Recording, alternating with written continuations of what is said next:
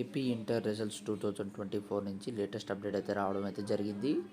So ఈ వీడియోలో క్లారిటీగా ఎక్స్ప్లెయిన్ చేస్తాను. దానికంటే ముందుగా మన ఛానల్ ఫస్ట్ టైం అయితే చూస్తున్నారో సబ్స్క్రైబ్ చేసుకోండి, పక్కన గంట సింబల్ గట్టిగా నొక్కండి. మన ఛానల్లో పెట్టే ప్రతి వీడియో మీకు అయితే నోటిఫికేషన్ కింద రావడం జరుగుతుంది. ఈ వీడియో నచ్చినట్లయితే లైక్ చేయండి, షేర్ చేయండి, కామెంట్ చేయండి. ఫ్రెండ్స్, వీడియోకి అయితే వచ్చేద్దాం. ఇక్కడ మనం చూసుకున్నట్లయితే కనుక ఇంటర్ ఫలితాలు విడుదలకు ఎన్నికల కమిషన్ అనుమతి కోసం ఇంటర్మీడియట్ విద్యా మండలి లేఖ రాసింది.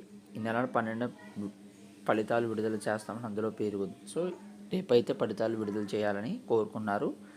ఇందుకు ఈసీ నుంచి గురువారం అనుమతి వస్తే, అంటే ఈరోజు కనుక అనుమతి వస్తే కనుక రేపు రిజల్ట్స్ అనేవి రిలీజ్ చేస్తామని చెప్పడం అయితే జరిగింది.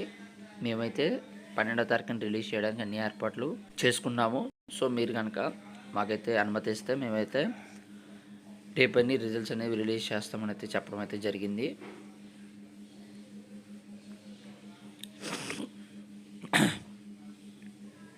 అలాగే రాష్ట్ర వ్యాప్తంగా ఇంటర్ ప్రథమ ద్వితీయ సంవత్సరాలకు సంబంధించి 9,999,698 మంది అయితే పరీక్షలకు హాజరు కాగారు.